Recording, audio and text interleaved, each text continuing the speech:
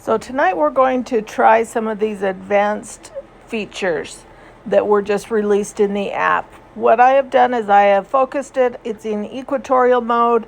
I put it onto M33 and I'm going to go in and I'm going to make sure that auto DBE is turned on. It keeps disappearing. I've submitted that as a suggestion to not have that disappear so quickly, but we'll see if they agree with me. And so I have it turned on, so that should be imaging with the live image. That affects that live stacking image. In the top, I'm going to click on those three dots in the top, and then I am going to, let's see, I turned on expert mode here, and then I changed the exposure time. I am going to leave it at 20 seconds. I had it at 5 before I started imaging. That's another thing I'm going to suggest to them, is that this changing the exposure be somewhere else, because what I had to do is I had to start the live stacking or imaging of something in order to access those three dots that there are on the top. When I just go into, I don't know if I can do it from here. If I just go into stargazing and go gazing, the Andromeda Galaxy IPA, Andromeda, also known as Messier 31 M31, change them, or NGC 224, and originally the Andromeda Nebula, is a barred spiral galaxy with diameter of about 46.56 kiloparsecs, 152,000 light-years approximately, 2.5 million light-years, 765 kiloparsecs, from Earth and the nearest large galaxy to the Milky Way. The galaxy's name stems from the area of Earth's sky in which it appears, the constellation of Andromeda, which itself is named after the princess who was turn off the little helper dude. I know a lot of people have suggested turning off those tips, so I won't submit those again. So now I've got M31 in the box. I can go in here and change. See, I can't change the expert mode because it's currently live stacking. So I have to come out here, click stop, then click those buttons, and then I can change that expert mode or change those exposure times. But in order to get to where I can do that, I have to start live stacking. And it kind of interferes now if I change the exposure time. Now when I go out to do that, it has to do that recalibration thing. And so I'm hoping we can get them to move that exposures changing. I'm going to image at 20 seconds tonight, but I'm hoping we can get them to move that. Then another thing I'm going to do, I'm not going to do M31, I'm going to do M33 for this, what I'm going to do tonight.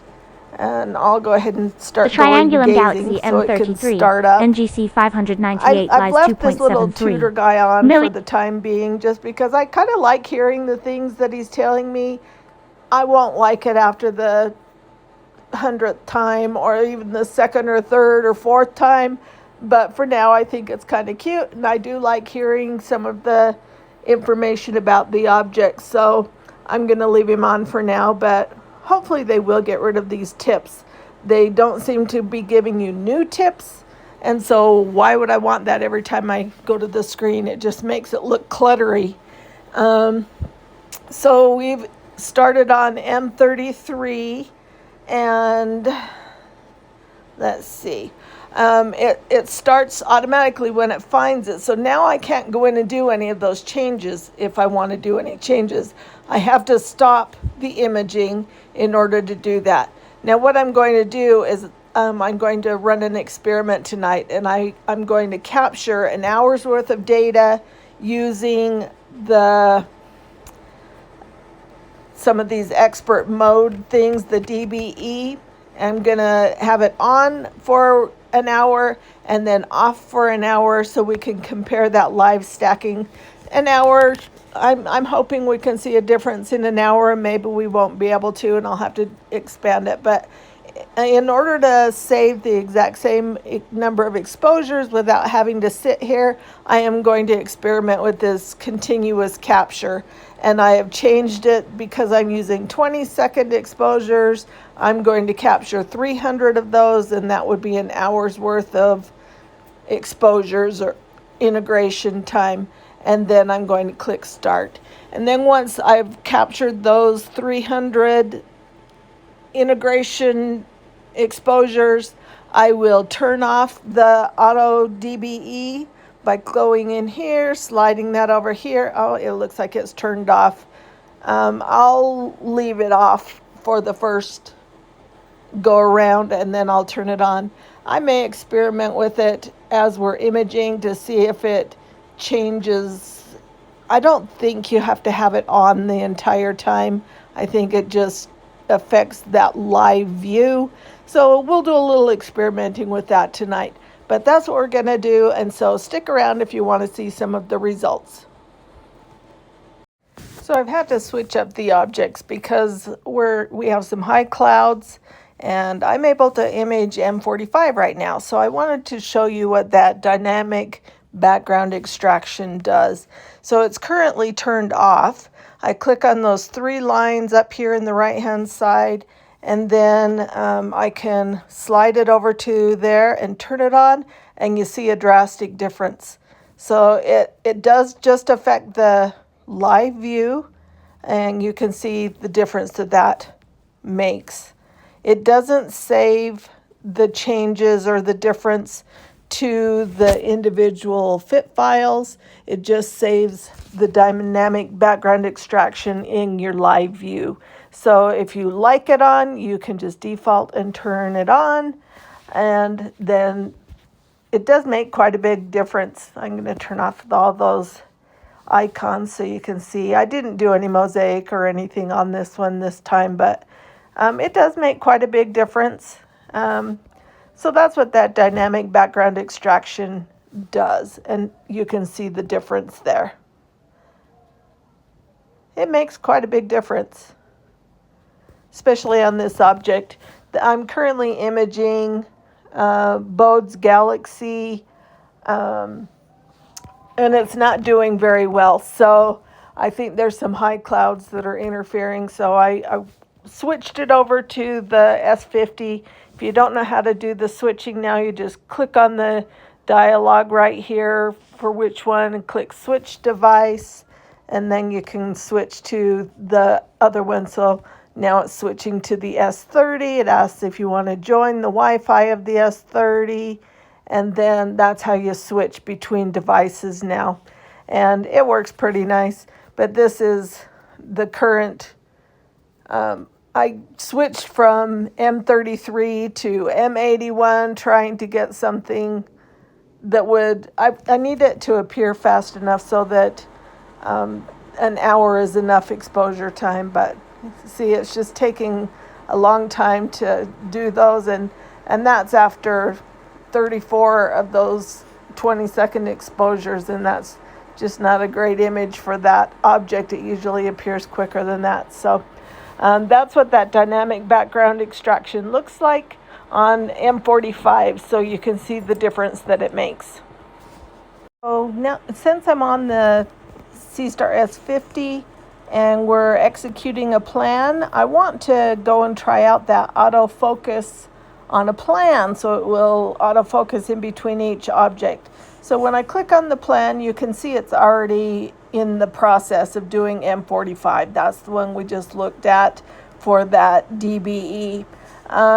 But what I'm going to do is I'm going to stop the plan because I want to turn on that autofocus. I hadn't thought to turn that on before. And so up here in the top, I'm going to click on the little gear icon, and then I'm going to toggle on the autofocus on target switch, and we're going to watch for that to happen since it's early enough in the evening that I'll be awake to see it. So we're going to turn that on, and then let's restart that plan, and it will start over with the saving the exposures. It saved all those exposures in the My Album, but it won't. Now it's going to start over the live stacking, but that's okay. We we're fine doing that. I want to try this auto-focusing that's going to happen. Yeah, that little ZWO didn't have anything to say. Maybe because it's already told me before. That's maybe interesting. Because maybe it knows that it's already told us all about M45. Or maybe it's because it's in autofocus. I don't know. We'll have to experiment with that and see if it gives me all that detail every time. I think it's kind of cute. The tips are also gone. And so maybe it takes note whether or not it's already told you those things, and then it doesn't make it tell you every single time. That would be interesting. We'll have to watch that and see how it goes. So it started over the M45, and what we're going to do is, let's see, the plan. It's got about probably a half hour before it switches, and I'll try and remember and come right before it switches so we can see that it does that autofocus, and that will be a nice feature to have in the app as well. So I'll bring you back when the plan is switching to a different object. All right, so we're about ready to switch to the next object in the plan, but let me quickly show you the dynamic background extraction, and you can see the difference it makes. I kind of like it better when it's turned off, but you'll have to decide for yourself. I'm hoping that it's able to find the next object so that we can see if it does the autofocusing. My guess is if it doesn't locate it, whether it be for clouds or the house is in the way or something, that it won't do the autofocusing because it won't have anything to focus on. So I'm hoping that we can locate the object. It should be switching here any second, and then we'll see how that goes. So we got to test out the new updates, and the autofocus after each object in a plan is something they've added. All right, it's in the process of switching. We'll see what it does. I saw it do a little thinking thing. So it should be switching. There we go. We're switching. Let's go here. I do think that little ZWO star, when it's looking for objects and it has nothing to say, I think it's kind of cute. The tips are ridiculous. You know, it's the same exact tips every time, and it just kind of makes it look like an error message. And so I do not like those. I hope that they listen to, I've seen a lot of people on the Facebook forums mentioning that they don't like the tips either, want to be able to turn them off or something. I hope they're listening, because I find it annoying. It just looks like an error message coming up. And it would be fine if the tips were different and you got new tips or tips specific to your object or something, but they're the same thing. So why do you need that every single time you go to an object? So hopefully they're listening. But I think the little ZWO star is kind of cute. And especially if you're on this page and you're really not doing anything other than waiting for it to find an object, it's kind of cute. But you can turn that off.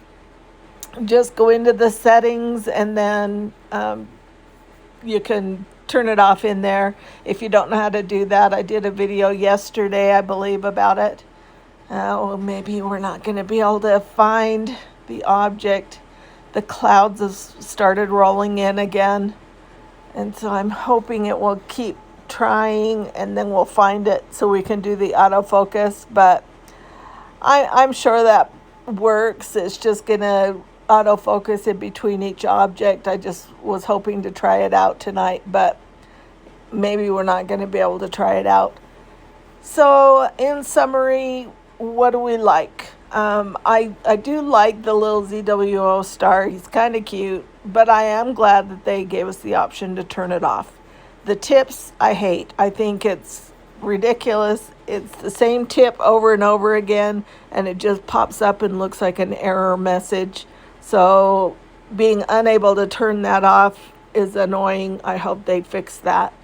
The continuous, what is it called? The continuous shooting and saving. I do like that. don't know how often I'll use it. I'll probably use it a lot as I'm doing videos and want to do comparisons and save the exact number of exposures. So there's a lot of really good things in this latest update, and a few little quirky, weird things that I wish they would fix. It doesn't look like it's going to find M77. I think the clouds have rolled in. We're going to have to maybe try that another day, but I'm sure that works just fine, and it just does, when it locates the object, does an autofocus before it starts imaging, and that will be fabulous. I think that's a great addition to the update. Anyway, I hope that you guys have enjoyed seeing some of the deeper dives into the update changes and how to use them. If you don't know how to turn off that little ZWO character, I'll go ahead and stop the plan. You can go into the settings in the top right hand corner, click on that little gear icon, and that little Seestar assistant, you can turn it on and turn it off. I kind of think it's cute. I don't want it screaming at me every single time I go to an object about things that it's already told me about, but it's kind of cute and novel, so I'll leave it on for the time being, maybe not forever. Well, hope this has been helpful. Hoping everybody else has clearer skies than I do, and thanks for watching.